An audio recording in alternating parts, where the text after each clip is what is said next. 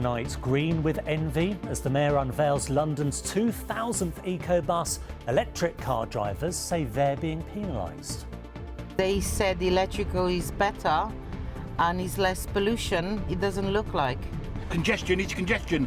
At the end of the day, it's not an invisible car, is it, an electric car?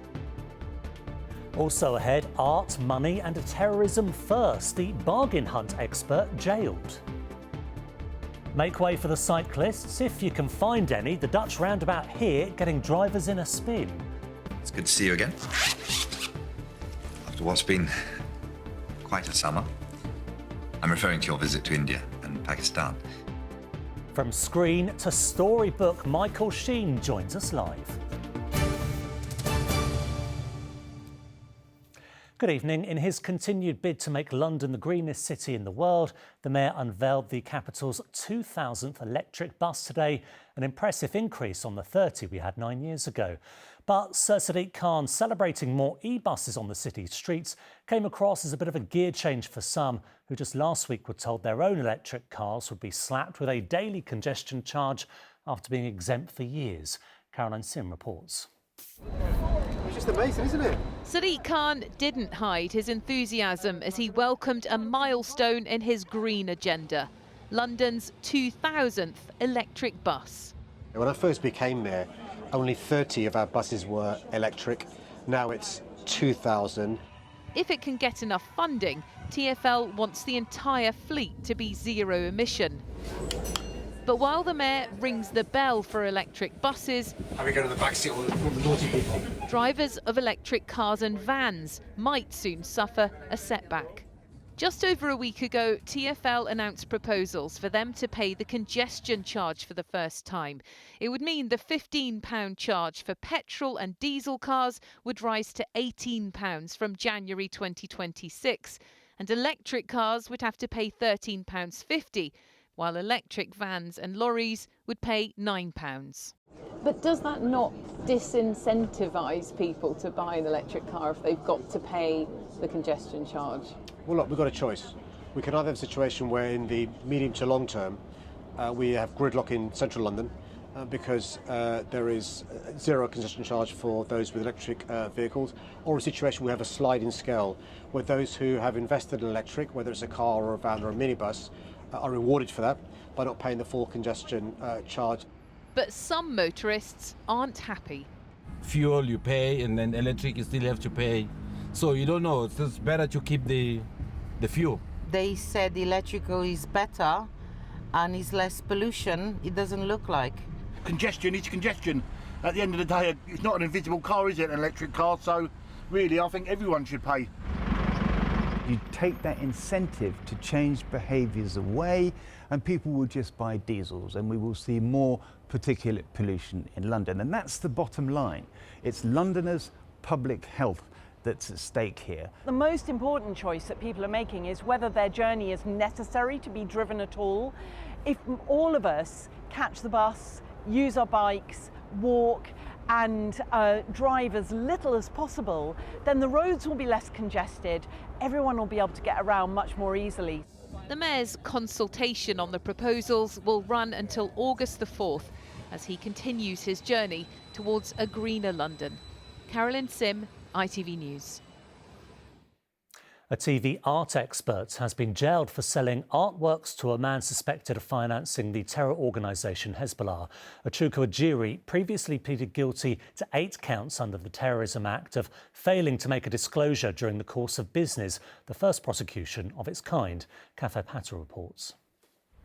Master of Art Achukwu Ejiri walking into court to be punished after pleading guilty to terrorism offences. I don't think we should worry about it not being... His extensive knowledge of antiques served him well on the BBC show Bargain Hunt and as an art dealer. But 5 years ago, one deal caught the eye of the police. £29. Between 2020 and 2021, a jury sold high-value works like these to a man called Nazim Ahmed. On the outside, it was a seemingly standard transaction. Only this buyer had links to the Lebanese terrorist group Hezbollah. And in 2023, a jury was arrested, charged with Section 21A of the Terrorism Act. So this is unusual because they're not actually prosecuting someone who themselves is a terrorist, but they're going one step away and they're prosecuting someone who effectively helped a terrorist, but themselves weren't a terrorist. So you might call the sort of person who's just been prosecuted, Mr. Ojiri, an enabler.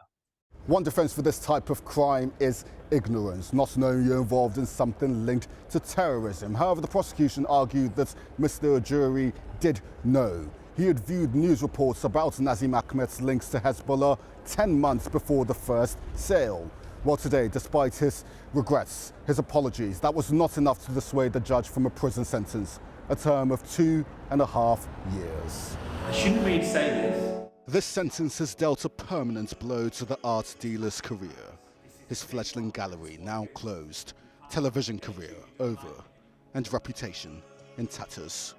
Kaf Opata, ITV News. A man has been charged with murder after a woman was stabbed to death in Croydon last weekend. 26-year-old Majama Osman was found with a single stab wound on Saturday morning and died at the scene. 33-year-old Simon Hinster Gebremedin from Streatham has been charged with her murder as well as possession of a Class B drug. London Assembly members are calling for the Mayor to seek higher taxes and parking fees for SUVs.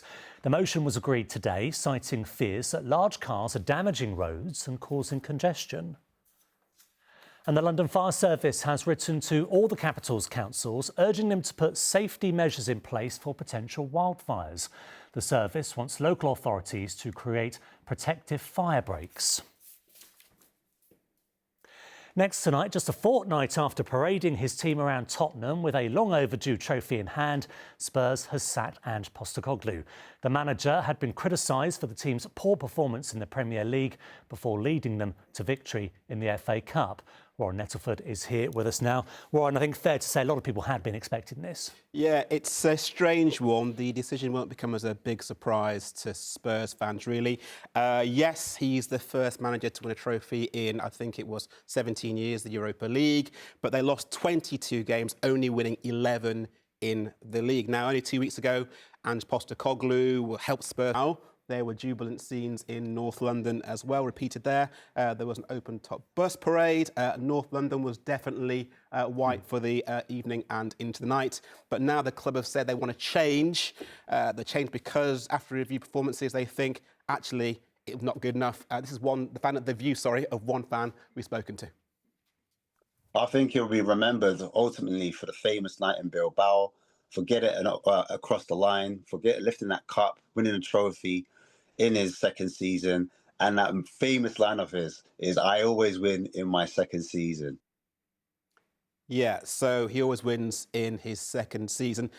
Just the view of one fan, though, I should say, of course. Now, after celebrating 2 weeks ago, Ange Postecoglou said that season 3 is always better than season 2. Well, they are going to be in the Champions League next season without him. We'll have to see if they do have a better season 3, mate.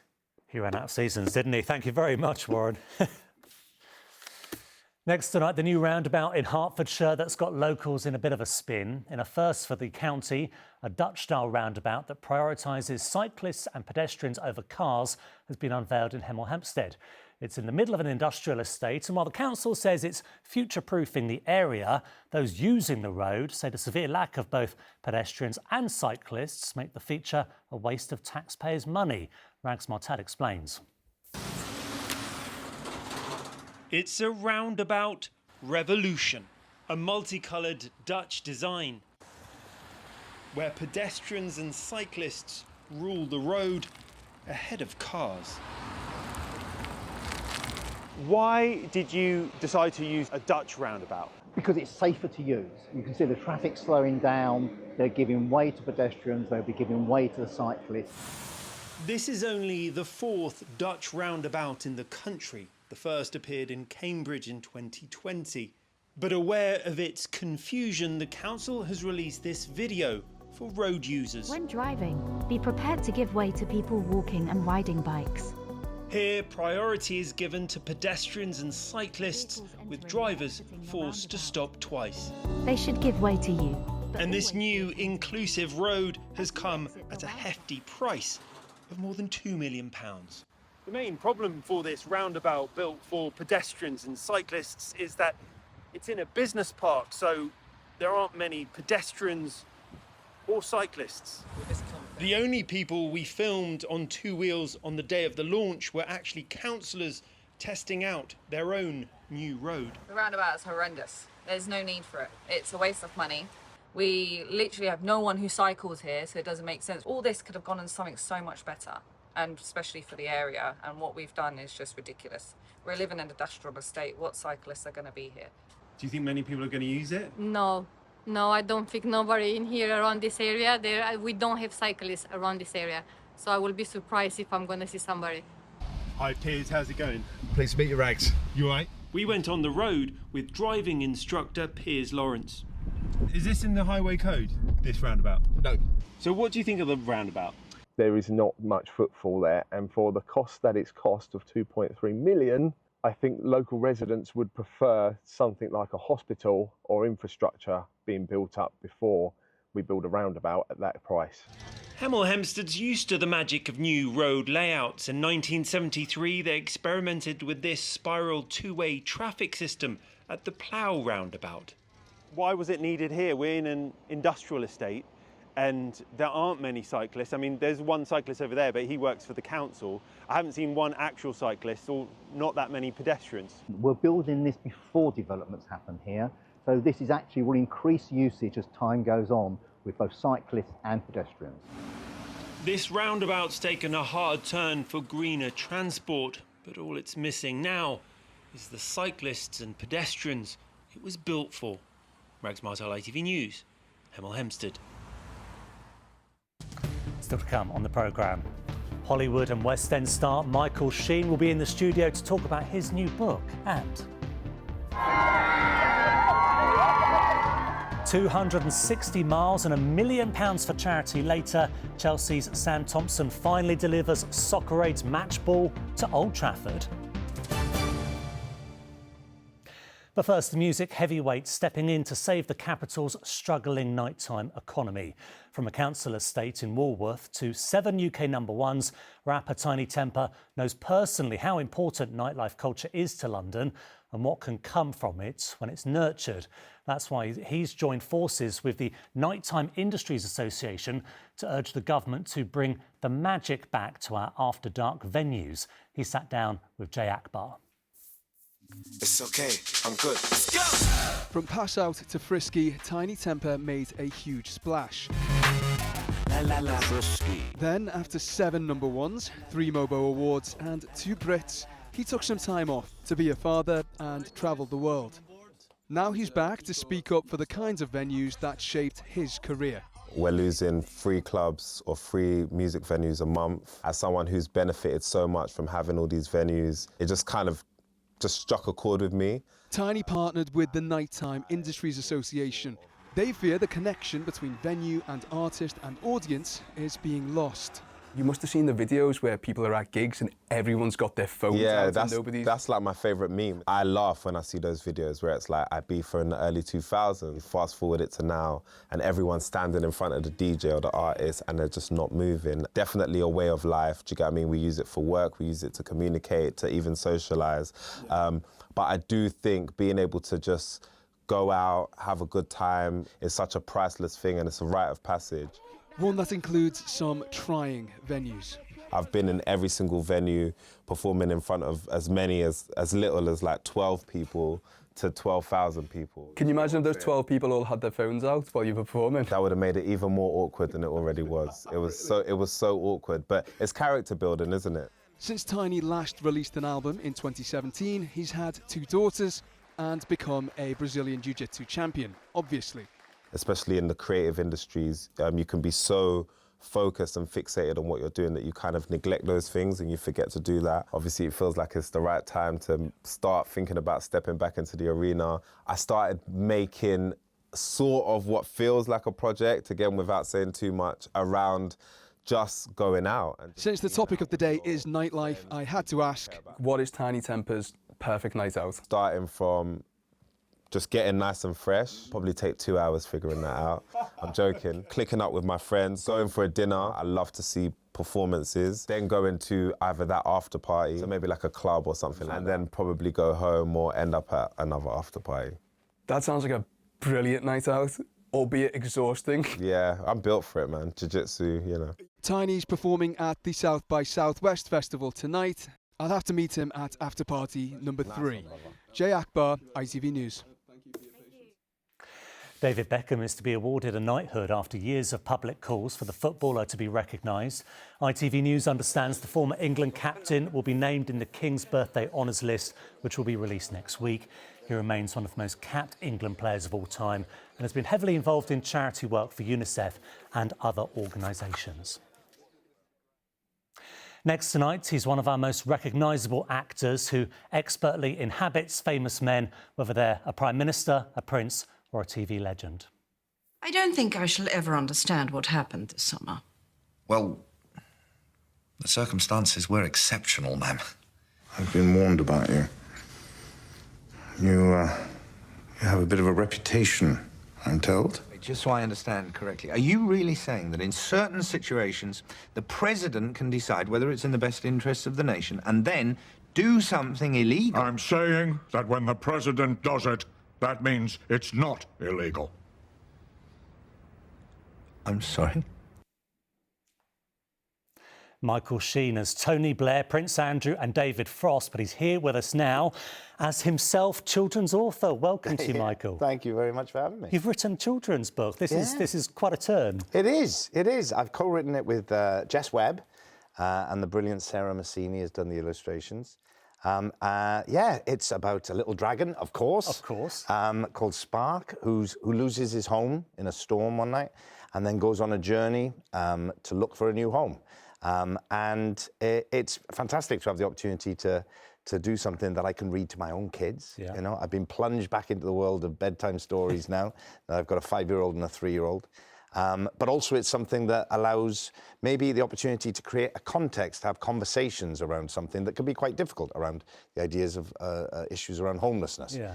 So I want it to be a story that's just entertaining and captivating for young children, but maybe also sort of lays the foundations for sometimes quite awkward conversations. Awareness. Well, that awkward conversations, it's interesting though, because I often find children look at homelessness with quite pure eyes in that they rightly can't fathom it. Why is that person sleeping on concrete? Exactly. I'm sure there are so many people out there like me who have been out with their kids. Maybe you see someone who's sleeping on the streets, and their kind of incomprehension, children's incomprehension, like, how is this possible? How is this happening? Is maybe what we should go back to. Yeah. Maybe we should feel like that. Like, how can the world keep going if this is happening? But it is difficult to talk about. And through Spark's journey, hopefully it allows us to engage with that conversation without oversimplifying it, because obviously it's a very complicated issue as well. So it was really important to me to be able to include things in the story about the fact that, you know, a lot of the story, Spark is offered a place to stay with his friends, different woodland creature friends, a bear or a beaver or a firefly, and none of those homes, those temporary accommodations, are sort of appropriate for Spark. And even when he does get a house at the end, he still needs help to be able to stay in there, you know. And so these are quite nuanced, complicated things, but we've hopefully found a way to be able to address them in this story. How are your children as critics?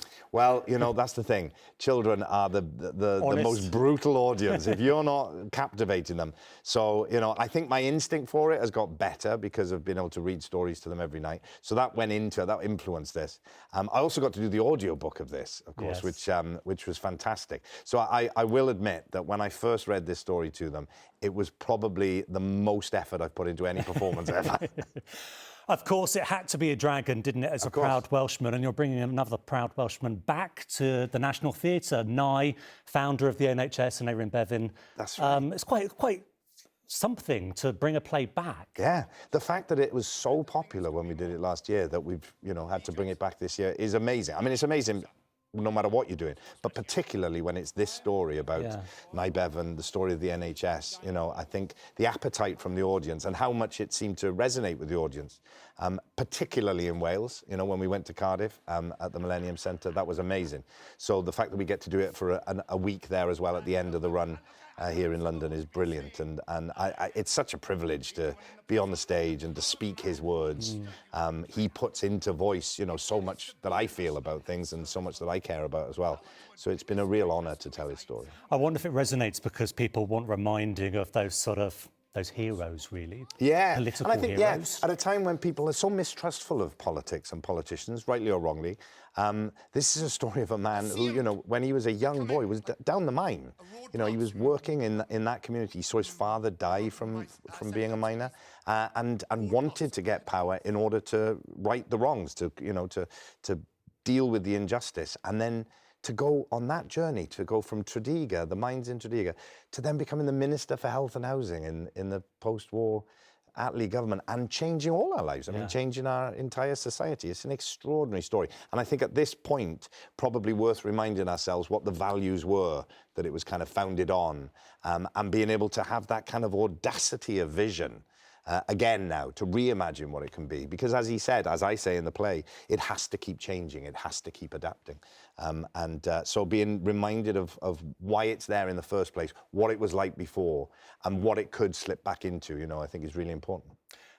In a moment, we're going to be talking about Soccer Aid. You used to be a big player for the rest of the world. Have you hung up your football boots for good? Well, I was captain of the rest of the world for 8 years. It's a good stint. Yeah, and then by the end I was getting injured in the warm-up, let alone the match. So I knew my time had come to hand it over to others. But it's an amazing thing. Yes. It's an amazing experience, amazing cause, obviously. But to go out in front of, you know, a full Old Trafford stadium, there's nothing like it. Pinch me moment. Yeah. Listen, wonderful to speak to you. The book is out now, and you're at the National Theatre, July and August. Wonderful speaking to you, Michael. Thank you so much. Thank you so much. Right, let's have a look at the weekend weather now. After quite a rainy, miserable week, it is going to start getting warmer and sunnier. Here's the forecast with Amanda. Midday Mayan temples, followed by sunny afternoons on the sand. TUI sponsors ITV London weekend weather. Hello again. Hope you've all had a lovely day so far. So a changeable weekend is in store for many of us. In fact, on Saturday, do watch out. We do have a weather warning in force for the risk of some heavy thundery downpours in places. Now, the reason for this setup, we've got low pressure dominating. You can see we have got a system working its way across the UK as we go through the next 24 hours. That could spark off a few thundery downpours in places too. It will be quite lively on Saturday, though hopefully much quieter for many on Sunday. Now back to the rest of this evening. Well, some clear skies around at first, but you can see as the night continues, that cloud will be increasing, and eventually we've got this rain sweeping its way across us. Some of that rain heavy in places and not too cold tonight too. Our temperatures there between 10 and 12 degrees. So a bit of a grotty start to Saturday, and you can see that rain moves out of the way, and we'll see some bright or sunny spells, but also that will spark off some more of these showers. As I mentioned earlier, some of these showers heavy and thundery in places too. Could be some localised flooding in places and a fresher feel. We're expecting highs there anywhere between 16 and 18 degrees. But the good news is it's looking drier and brighter on Sunday and then turning warmer again into next week. TUI sponsors ITV London weekend weather.